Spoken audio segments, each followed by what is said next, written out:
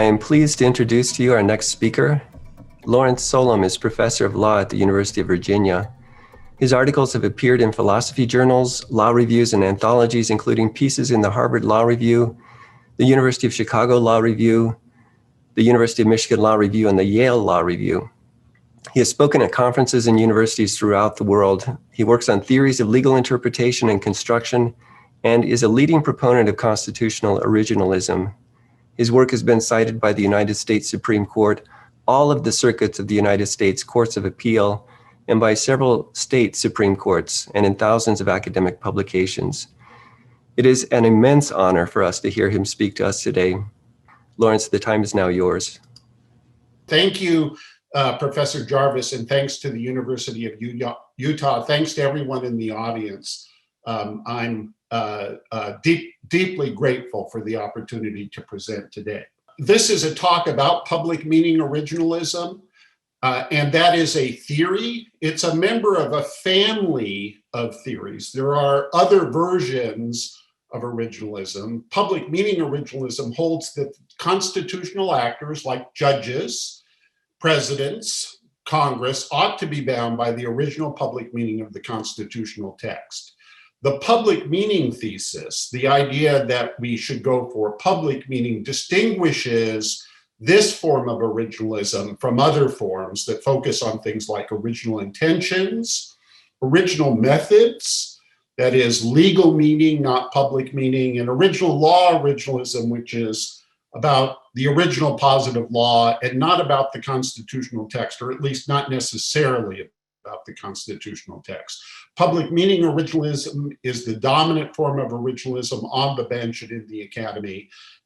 There are 3 Supreme Court justices who have explicitly stated that they are public meaning originalists, and many of the judges on the courts of appeal and district courts. There are many originalists on state Supreme Courts, but I'm not as knowledgeable about which form of originalism they endorse.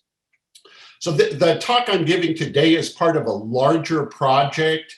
Just want to quickly identify some of the components of that larger project, beginning with an idea that I call the fixation thesis. This is the idea that the communicative content, the meaning of the constitutional text, is fixed at the time each provision is framed and ratified. The constraint principle, this is the normative part of the theory, that constitutional actors ought to be constrained by the original public meaning of the constitutional text. The sufficient determinacy thesis, this is the idea that the text is not meaningless, that it is sufficiently determinate so as to provide meaningful constraint on a substantial and meaningful number of constitutional issues and cases. We need a methodology as originalists. I proposed a method of triangulation that involves study of the constitutional record, corpus linguistics, which we're hearing a lot about today, and immersion in the linguistic world of the relevant period. And finally, for constitutional originalism to be relevant outside the ivory tower, it has to be in the feasible choice set for constitutional actors. That is, it has to be a real possibility in the real world. Okay, so some distinctions. The first distinction is that we need to be careful about the word meaning. I'm going to be talking about meaning as communicative content, as the set of ideas, or to be more precise, concepts and propositions that are conveyed by the text. But the word meaning can be used in other senses. I'm using it in this specific sense. Concepts and propositions are the abstract entities that words and phrases represent. So what an originalist does is attempts to recover the propositions that were communicated by the constitutional text. And that is distinct from, different from the legal content of constitutional doctrine. Professor Egbert was just making this distinction when he was talking about what linguistics can do versus what lawyers do. For originalists, there's an intimate relationship between the two because originalists believe that the meaning of the text is binding. And finally, I'm going to distinguish interpretation, which is the discovery of the communicative content of the text, and construction, which is the determination of the legal effect of the text. This distinction, the interpretation construction distinction, is very old in American legal theory. It goes back to 1839, but many contemporary lawyers are not fully aware of it. So the public meaning thesis, this is the thesis that I'll be talking about today, is that the best understanding of the original meaning of the constitutional text is the content communicated to the public by the text at the time each provision was framed and ratified. So the original public meaning of the text is the communicative content that was made publicly accessible, right? It's not necessarily the case that everyone read the constitutional text. In fact, it's pretty obvious that they did not. So it's the content that was made accessible to them when the text was publicized. Communicative content is not limited to literal meaning. It's not limited to the bare semantic content of the text. It includes the additional content and the clarification of content that flows from context. So it includes contextual disambiguation and what in theoretical linguistics and the philosophy of language is called pragmatic enrichment. So I can make two big points. Big point number one is that there's strong evidence the constitutional text of 1787, the constitutional text written at the Philadelphia Convention, was understood to convey meaning to the public. And big point number two is that the communication of public meaning is made possible through the process of constitutional communication, which is a complex multi-stage process. And in order for this process to work, there has to be what I'm going to call meshing of second order communicative intentions. And I'll clarify what that means as I go along. Okay, so big point number one. This is evidence of the intention to convey public meaning. So the first piece of evidence is that the Constitution begins, "we the people." The first three words of the constitutional text, this is part of the preamble, identify the text as an act of popular communication. The ratification process was an intensely popular process. The great constitutional historian Pauline Maier, who has written the definitive book on the ratification process, details the town meetings in which at local inns, the text of the Constitution was read out loud and discussed and debated before selecting representatives to state ratifying conventions. And then finally, there are just a host of statements by the framers themselves, by judges during the early period of interpreting the Constitution that reinforce this idea. So this is a quote from Chief Justice John Marshall in Gibbons v. Ogden that focuses on the idea that the Constitution was adopted by the people and therefore it must be understood to have employed words in their natural sense, and that this is the sense, the ordinary sense of the words that is relevant to constitutional interpretation. Okay, big point number two.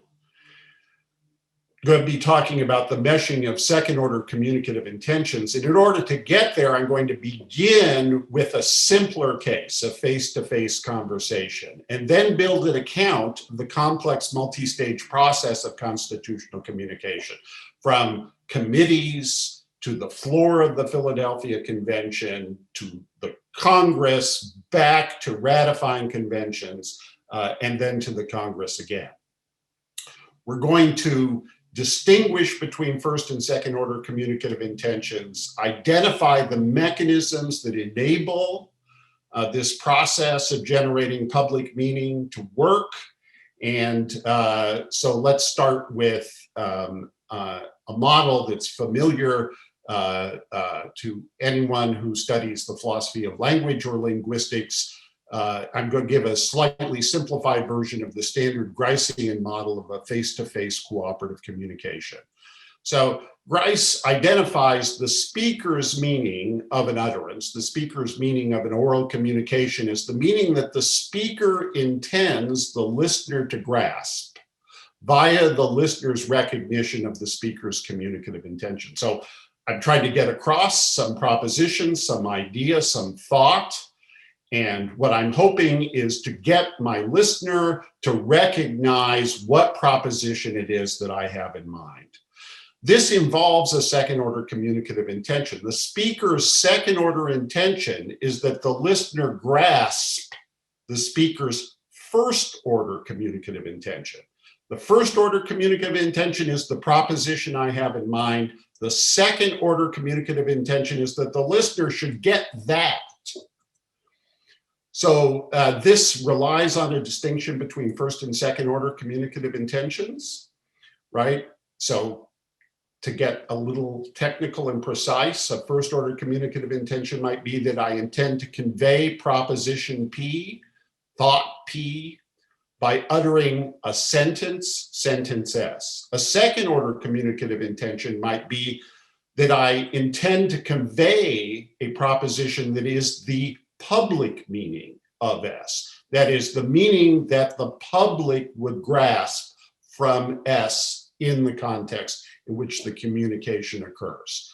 Second-order communicative intentions are ubiquitous in ordinary communication. This all sounds very fancy, but it is really familiar. This is the idea that we have intentions to communicate to particular audiences and that we want what we say to be understood in light of that intention.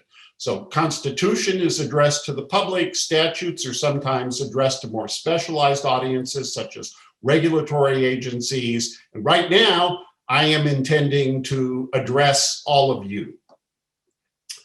Okay, so how does the complex multi-stage process of constitutional communication work? So I have here a simplified model of constitutional communication, and it begins in a non-public phase. So the first blue box is the drafters. Now, in the case of the United States Constitution, the drafting occurred very rapidly. Most of the Constitution was written by Gouverneur Morris. He was a member of the Committee of Style. He drafted most of the Constitution in a single weekend. Lots of decisions had been made prior to that, but these were decisions of principle, not the drafting of the particularities of the constitutional text. The text that Wilson and that Gouverneur Morris, and he got a lot of help from James Wilson, drafted, was then conveyed to the Committee of Style, which discussed the draft and made some changes. And then the text that the Committee of Style agreed upon went to the floor of the Philadelphia Convention, and some more changes were made. And eventually they, and this again happened pretty fast, after just a few days, they agreed on the text, and it was then transmitted to the Continental Congress, which in turn sent the text to state legislatures, which then convened ratifying conventions. And the text was ratified, and then it was conveyed back to Congress and implemented by the new United States Congress, consisting of the new Senate and the new House of Representatives and the new president, George Washington, and his cabinet. Now, the constitutional text was conveyed to the public at the end of the Philadelphia Convention. And so at each stage here, when Morris does the drafting, when the Committee of Style reads the draft, alters it, and passes it on to the floor of the convention, and then it goes to the Continental Congress, and then to the ratifying conventions and the implementing officials, there is an intention to convey public meaning. So how do we get from drafters' meaning, from the meaning, the first order communicative intentions of Gouverneur Morris to public meaning? So the drafter of a clause, C, a clause, aims to convey some proposition, some idea, some thought as the public meaning of C, the public meaning of the clause. The members of the Committee of Style recognize Gouverneur Morris's communicative intention, engage in the speech act of proposing the clause to the floor of the Philadelphia Convention, and the members of the convention, the assembled group at Philadelphia, recognize this communicative intention and engage in the speech act of proposing C for ratification by state ratifying conventions. The members of the ratifying conventions recognize that this is what has gone on, that we are conveying public meaning of particular clauses that make up the constitutional text. And then the officials, the first Congress, the Supreme Court, and the president actually accept all of this, right, as law and try to implement the propositions of constitutional law that follow from the original public meaning of the individual clauses. At each stage of this multi-stage process, there's a second order communicative intention to convey the public meaning of the clause. And the whole Constitution consists of all of these clauses aggregated together. Okay, so that's the picture. The picture is that we have a complex multi-stage process, but that we can trace back through that process a dual set of intentions. The intention to convey particular content, right? But that intention, the intention to convey a particular proposition, a particular thought or idea, is combined with a second order intention, and that is to convey meaning to the public. Okay, so now there's an objection here. It's an objection that's familiar to originalists. It's called the summing objection. It's also made in the context of statutes, right? So the objection goes something like this. There's no such thing as the original intention of the framers. Intentions are mental states. Different framers had different mental states. They can't be summed into a single mental state of the convention, right? So now there's a way around this objection, and it's contained in a theoretical view that sometimes is called in law the new intentionalism. That is that the meaning of a legal text is provided by the first order communicative intentions of the drafter, right? If we accepted this theory, then it would turn out that the meaning of the United States Constitution is to be found in the mental states, the first order communicative intentions of Gouverneur Morris and James Wilson and a few other people, because some clauses were drafted by others. And that would avoid the summing objection, but it seems weird that we would look to one person, Gouverneur Morris, for the meaning of most of the constitutional text.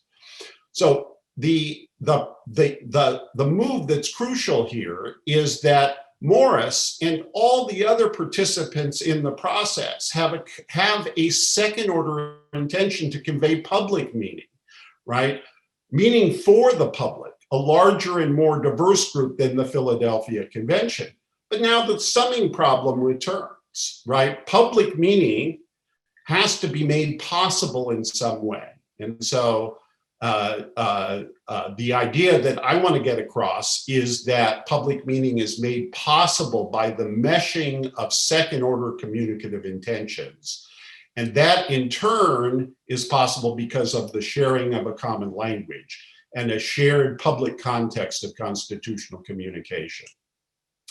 So how does this meshing, this agreement, not necessarily on the exact meaning of each word and phrase, not necessarily on the exact meaning of each clause, how does the meshing of second order communicative intentions occur, right? So in order to get an agreement that we're conveying public meaning, we don't have to agree on the meaning of every single word in the Constitution. All we have to agree on is that the relevant meaning is the public meaning, right? And that is a much simpler thing to reach agreement on. We are conveying public meaning. So how then do you convey something to the public? How is this even possible? How could it be that there is this public meaning that we're reaching agreement on? And well, now, of course, the answer to this question is totally familiar to all of us, right? We have a shared natural language. The language that they shared was American English of the late 18th century. Now, there are regional linguistic variations, to be sure, right? But the linguistic competences of persons during this area were such that people could understand the language of a document like the Constitution. That is, they had an ability to see past the regional linguistic variations. And at the level of pragmatics, at the level of the contribution of context to constitutional meaning, there's a shared public context of constitutional communication. It's possible for drafters, ratifiers, framers, and officials to have sufficient knowledge of the public context of constitutional communication that they can successfully get ideas across. Okay. So now, there is no guarantee that this process will work, right? So it is possible for it to work, but there's no guarantee that it worked for each and every clause, for each and every provision in the Constitution, right? So the process of constitutional communication rests on the idea that there is a public meaning for the relevant provisions that we could get across. And in some cases, they may have failed. For example, Gouverneur Morris drafted a clause that provides the qualifications for someone to become president of the United States. To become a president, you must be a natural-born citizen. And Gouverneur Morris might have thought that that phrase had a very precise meaning that was derived from the English equivalent, which is natural-born subject. The English said subject because they had a monarchy. We say citizen because we are a republic. But the idea would be that we are importing a precise meaning of this phrase. But this belief might have been mistaken, right? It might turn out that once we look very carefully at patterns of usage as of 1787, that Gouverneur Morris's linguistic intuitions about the prevalence of a unified meaning were wrong. And Professor Egbert has talked about the unreliability of such intuitions for things just like this. So it might be that everyone agreed on a core case that someone born in the United States is a natural-born citizen. That seems to have been the case. But that there were disagreements about other cases. For example, the question as to whether or not someone who is born to United States parents who are United States citizens abroad are natural-born citizens if Congress has enacted a statute that makes them so. There's an inconsistent pattern of usage with respect to that question.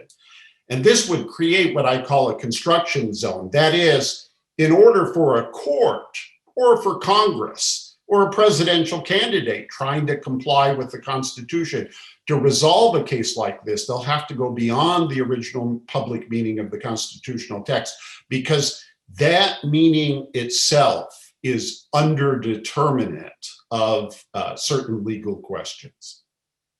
Okay.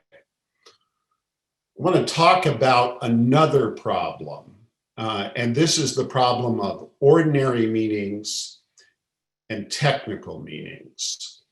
And this problem is both a problem within original public meaning originalism. Public meaning originalism has to deal with the problem of technical meanings, and it's also the source of a debate or dispute between the public meaning originalists and another kind of originalists that they call themselves original methods originalists, and they focus on legal meanings. So some provisions of the constitutional text don't have ordinary meanings. For example, the phrase letters of marque and reprisal was a technical term from admiralty and maritime law. And my guess is that many citizens in 1787 would not have known the precise meaning of letters of marque and reprisal, or even the approximate meaning of that phrase. Here's another one. Today, the phrase due process of law is in general circulation. We use this phrase all the time, but if you investigate the relevant corpus, the corpus of founding era American English, you discover that the phrase due process of law was incredibly rare at the time. So what do we do about that, right? In order for public meaning originalism to succeed, there has to be a division of linguistic labor, and it has to be the case that such meanings could have been accessed by the public through reasonable effort. Original methods originalism holds that all of the Constitution consisted of technical meaning.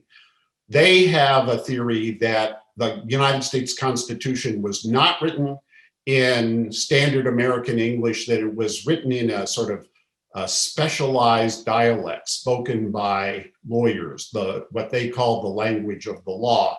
And the true meaning of all the provisions of the Constitution was only accessible to lawyers and judges.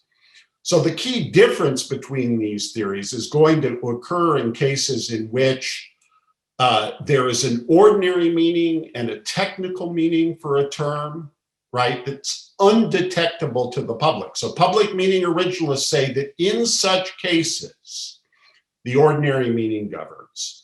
And original methods originalists say that when there is this special kind of ambiguity, ordinary meaning, technical meaning, ambiguity that would not have been apparent to the public, then we go with the technical meaning. Obviously, public meaning originalists disagree for many, many reasons, but I'm going to leave that to the side for now, open myself for questions. Thank you, Professor Solum. Very interesting. So we have one question so far, which is this. What purpose does the account of constitutional communication serve in justifying OPM originalism that would not be served by simply accepting judicial statements to the effect that constitutional provisions should be interpreted as meaning what members of the public would have understood them to mean? So thank you, Neil Goldfarb. Well, the idea of public meaning originalism, the normative idea of public meaning originalism is that constitutional provision should be interpreted as meaning what members of the public would have understood them to mean.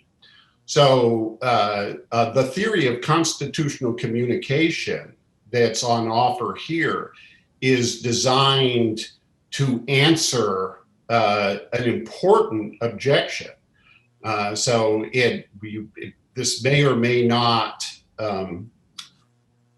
seem plausible to members of the audience. I suspect it does to some and not to others, but there are many legal theorists who maintain that the communication of public meaning is impossible, that it is impossible to communicate to the public because each member of the public would have a different or potentially different idea about what proposition is being communicated by each clause, and that at each stage in the complex process of constitutional communication, different participants in the process will have different first-order communicative intentions. So the theory of constitutional communication is offered as a answer to this objection that constitutional communication is literally impossible.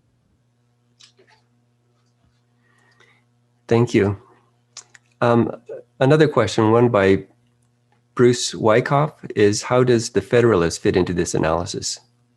Yeah, so the Federalist Papers, of course, are part of the public debate about ratification. And there were anti-Federalist pamphlets and publications as well. The writings of Madison and Hamilton, primarily, also partially of Jay, are certainly relevant evidence of original meaning. They help us to understand how the Constitution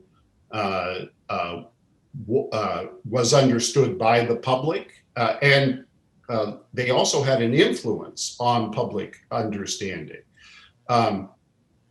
So they play an important evidentiary role, but what we're seeking is the public meaning of the constitutional text. And so although Madison and Hamilton and the anti-federalists had important views about that meaning, the goal of original public meaning is to figure out how the public understood the text, and not necessarily how advocates argued about that meaning, because advocates, of course, have agendas. Thank you. Fred Voros asked this interesting question. He says that in 1789, more than 90% of Americans were not entitled to vote. They were not among the people. Does the public in ordinary public meaning include them? And if so, how do we access their understanding of constitutional provisions? Yes, thank you, Fred, for this really interesting question. I left a timer on. I'm just going to get rid of it. So the 1787 conception of citizenship is a little different than the modern conception. So the premise of this question is false.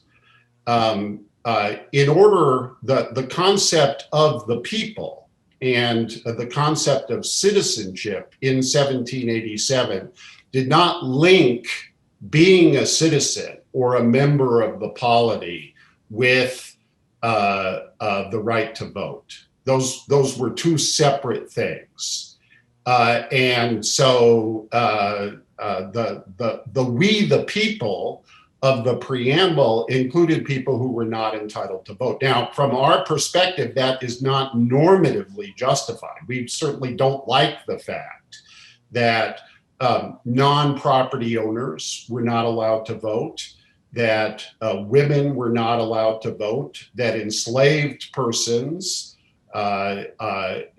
both enslaved men and women, were not allowed to vote, that Native Americans were not allowed to vote. So all of that is normatively important and regrettable, but it's the assumption of the question that non-voters were not members of the people, that is just not late 18th century understanding of who we the people are and what citizenship consists of. Thank you, Professor Solum. A related question is, this is by Raymond Swenson. Is original public meaning a way of affirming the Constitution as a contract between the people of the United States and the system of government they were creating? And should it be enforced as a contract based on the agreed meaning? Yeah, so that's a deep question in constitutional theory. And there certainly are proponents of the view that the Constitution should be viewed as a kind of social contract. I don't think you have to accept a social contract interpretation of the Constitution to accept public meaning originalism. One of the arguments for the constraint principle is an argument from democratic legitimacy and popular sovereignty. The idea that the Constitution was approved by a popular process that was democratic in nature and by the standards of the time, intensely democratic. But there are other reasons to affirm the constraint principle, including, for example, the rule of law, that if the Supreme Court is not constrained by the constitutional text, if it is allowed as a living constitutionalist court to impose the preferences of the justices on the society as a whole, that this undermines the idea of the rule of law and turns the justices of the Supreme Court from judges, from law appliers, into a perpetual constitutional convention that is constitution makers. Thank you. The next question is by Stony Olson, asking, does this constitutional analysis also work for statutes? Like, we can use the second order communications to define terms. Should we interpret statutes as they were originally written and passed, if they were not modified, of course?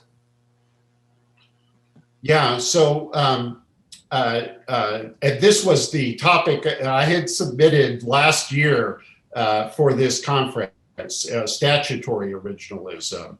And I think the answer to this question is yes, that the general framework I've offered works for statutes as well. And I have an article coming out in the Ohio State Law Journal that contains a sort of short version of this theory, and then a big paper that's a work in progress that fully develops the theory. There is a difference between the Constitution and statutes, and that is the Constitution is written for the public, but statutes of different kinds are written for different audiences. So, for example, some statutes are written for regulated industries and regulatory agencies. They're written for a linguistic subcommunity that employs technical language that would not necessarily be understood by or even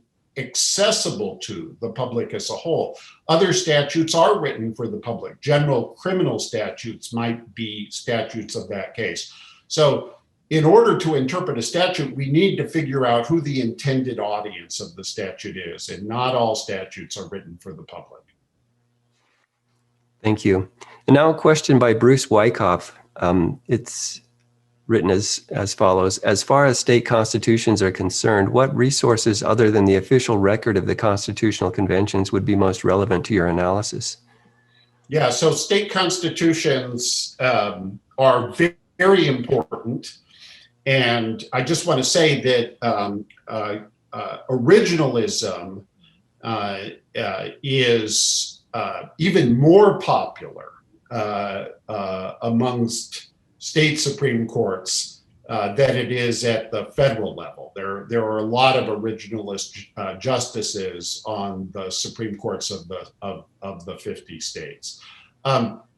So in order to figure out the original public meaning of a state constitution, we need to know how language was used at the time the state constitution was written. And it turns out that this is an important, this is an even more complex problem at the state level than it is at the federal level. Many state constitutions have been drafted at T1, ratified close to then, but then there are significant programs of constitutional reform, and the whole Constitution is reenacted at a later time. So we've got the same language, but version 1 of the state constitution was enacted in the 19th century, and version 2 was enacted in the mid-20th century. And so we have to figure out which original public meaning we should look to. The original public meaning of the Constitution as it was originally drafted and then subsequently interpreted by a state Supreme Court, or the original meaning of the language at the time that the provisions were proposed and re-ratified in the 20th century. So but that's an interesting theoretical question. In both cases, we ought to be trying to find out what the language meant at the time. And then we're going to have to face this question: if there's a variance between the original public meaning of the 19th century Constitution and the mid-20th century Constitution, which one we go with. The Georgia Supreme Court has written extensively on that question. Thank you, Professor Solum. We are out of time for questions right now. I appreciate all of the questions that have been submitted, and Professor Solum, you can address the others. Thank you.